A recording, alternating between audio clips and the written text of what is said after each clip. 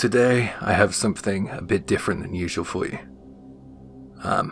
Just going into this, I will say that this is not a departure from the true scary stories.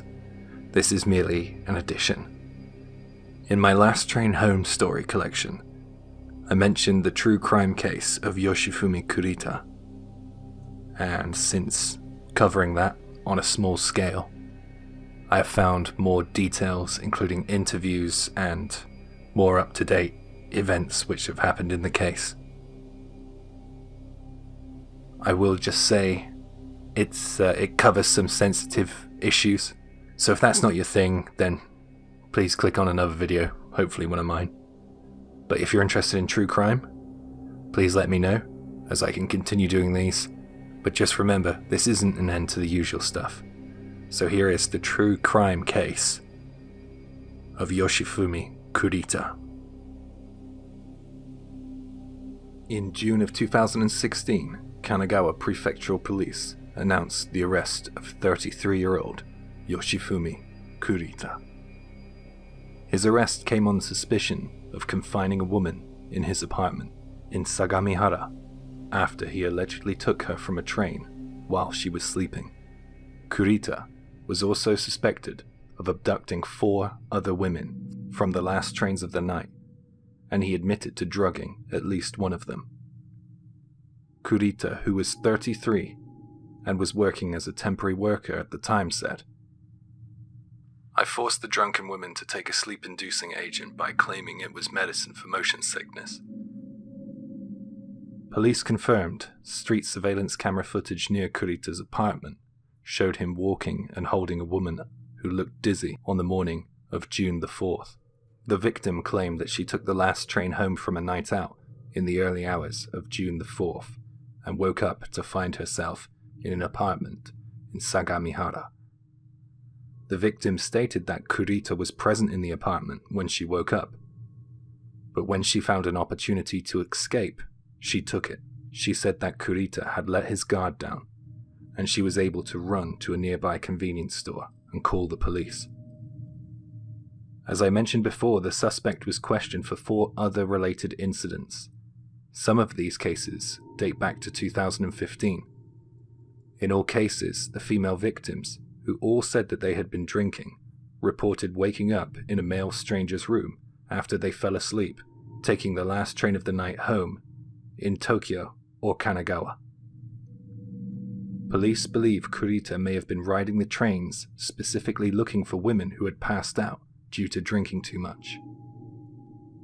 This story disturbed me. In my many years of living in Japan, I have seen so many female passengers alone, half drunk or asleep. To think that someone was preying on this vulnerability, it makes my blood boil.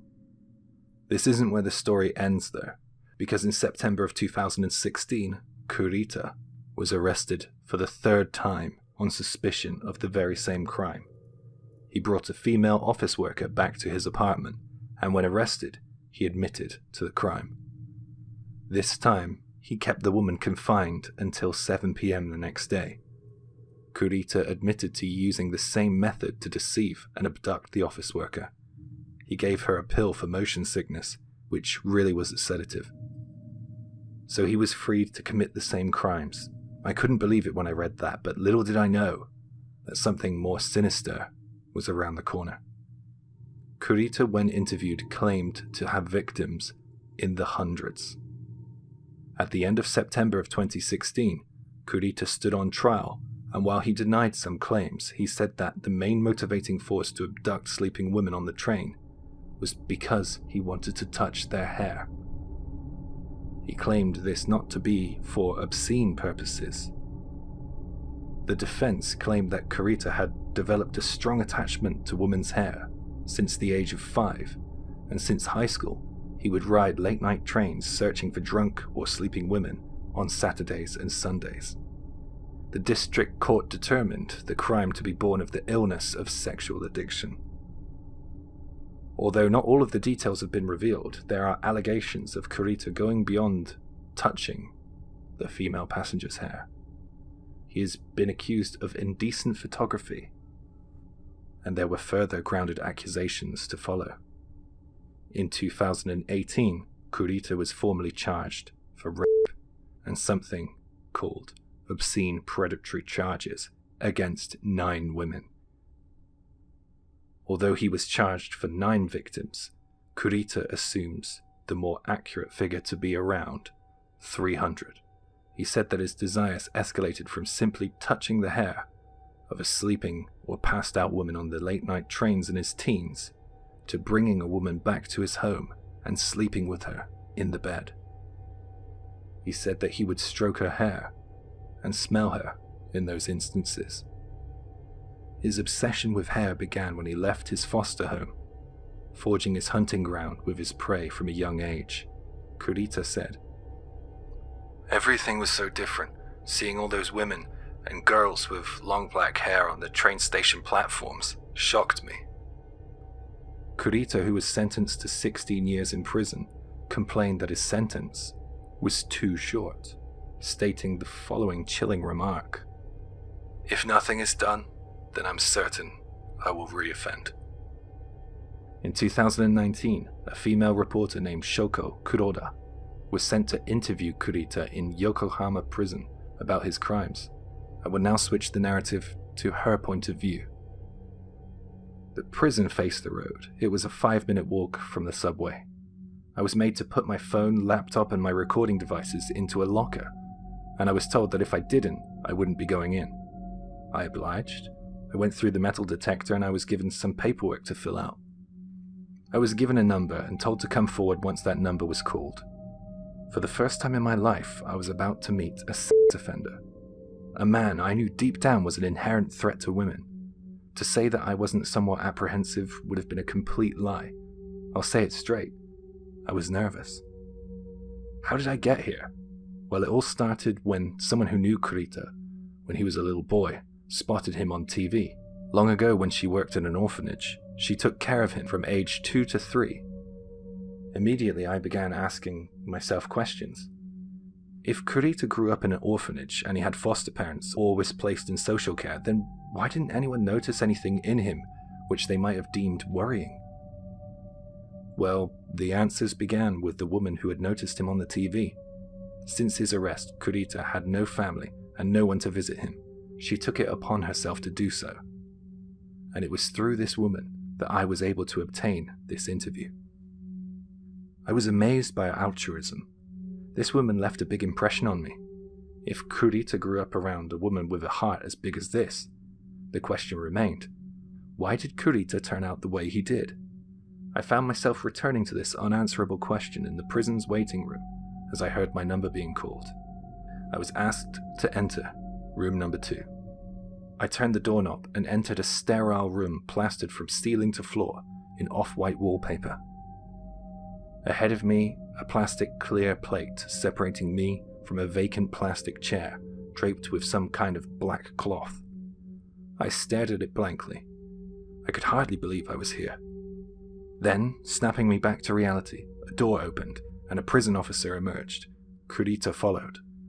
The prison officer pulled up a chair and sat behind Kurita. Kurita is tall.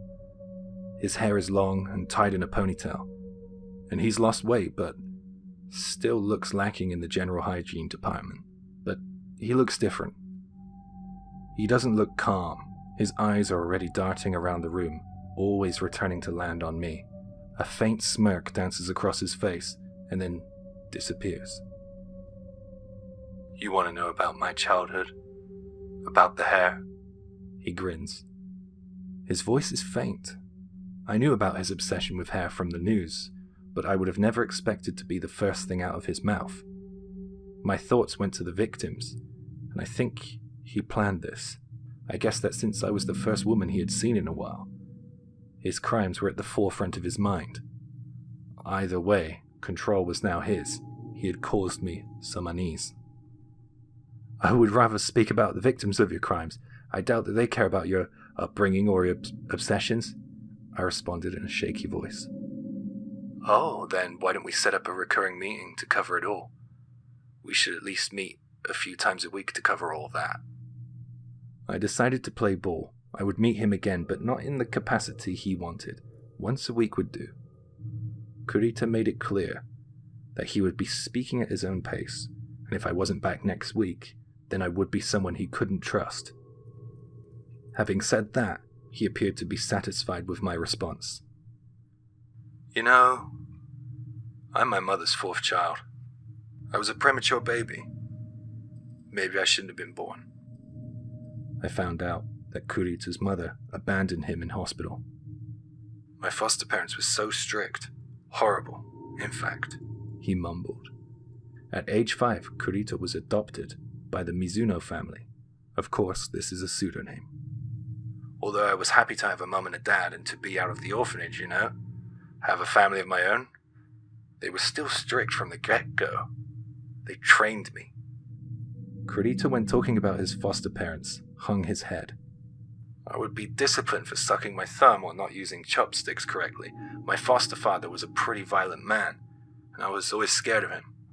Kurita's foster sister and brother took on the family name of their foster parents, Mizuno. Kurita, however, would not. When I was young, I was incredibly lonely from ages 1 to 4. Mum said she wouldn't call me a Mizuno, and she would always say that as soon as I was 15, I'd be going back to the orphanage. I used to plead with her, but it did no good. In this unstable and harsh environment, Kurita's obsession with hair began. When I was 5 years old on one of the trips to the orphanage, we were sat on a bench in front of the train station, and a woman with long black hair walked past. I just reached out and touched it. Mrs. Mizuno got really angry with me. I just knew that was the moment that I changed. That was it. I still remember it so clearly. After that, I would touch my sister's hair all the time. I'd cut off the hair of dolls. Kurita trailed off. Whenever I saw a woman asleep on the train, I would want to touch her hair. I would go straight to her. It got me excited, down there. Mrs. Mizuno caught me doing it occasionally. When I was in elementary school, I had to go to cram school because my grades were down. They got me to ride trains at night alone. Since I was alone, the first thing I did was went to find sleeping women to touch their hair. I had no idea why I was doing this, and I was unaware at the time it was provoking a reaction in me. He recalls a specific event. She was sleeping. I think she must have been drunk because I touched her hair for as long as I wanted to. I was really excited because I knew she wouldn't wake up. I think this was the one that started the obsession. There were other telling signs though. In the 3rd grade, I cut some girl's hair and took it home with me. That got me into big trouble. In junior high school, I would steal women's coats and handkerchiefs too. I stole this one girl's coat, and I lay on the floor sniffing it, and, When Kurita was 13, he was taken back to the orphanage after stealing 4 female students' jerseys. I cried when they took me back there. I begged to stay with the Mizuno family. I told them I wouldn't be bad anymore. Mrs. Mizuno said, "We can't take care of you anymore. We don't want you." I cried so much and so often after that. I just couldn't believe it. I just wanted to go home. I was confused by this, as his statement seemed a little contradictory. I asked him outright, "Why did you want to go back with the Mizunos? You said it was tough and it was a strict household." His answer, "After all, they were the only family I had." For a while, Kurita's lewd acts ceased, since he was in an all-male school at the orphanage. But when he came of age to attend high school, in his own words, he reverted back to his train behavior. It would go on this way until his arrest. In his late 20s, he would go beyond touching these sleeping women inappropriately. He would kidnap his first victim. There are a lot of people like me. One day I saw a video online. Some guy took a woman to a hotel. I guessed that it happened all the time. So I thought, taking someone back to my place would be fine. It's fine, right? So the plan was hatched. He went to a psychiatrist claiming falsehoods about not being able to sleep and got prescribed some sleeping pills. He would give drunken women on the train these pills and claim that they were for motion sickness. Doing this gave me 100% chance of taking a woman home with me, and honestly, I can't tell you how many women there were, but it gave me such an amazing sense of pleasure. The method was, I don't know the right word here, but mechanical comes to mind. There was no intention of stopping in my mind. I just couldn't stay calm. It's like I have that kind of mind, I guess. I felt uncomfortable when I didn't do it. I would get on the first train of the day, early morning, late night, however you want to look at it. If I found a woman at Yokohama Station, then within 15 to 20 minutes of her taking the medicine I had with me, then she would be under my control. So I would get the woman on the same train line. It didn't matter which stop, provided I could return to Yokohama Station. From there, I would take the Yokohama line back to my closest station, have the staff prepare a wheelchair for her, and then she's into a taxi and back to my place. You know something? I had the same taxi driver on at least 5 occasions. He never batted an eye. I didn't even need to tell him my address. Kurita smirked as he told this to me. He was playing with his shoulder-length hair. At first, I wasn't interested in taking their clothes off, only in their hair, stroking and smelling the hair. Then I was interested in feeling them up. I didn't get off on it either, if you know what I mean. I would just take photos, and then later I would.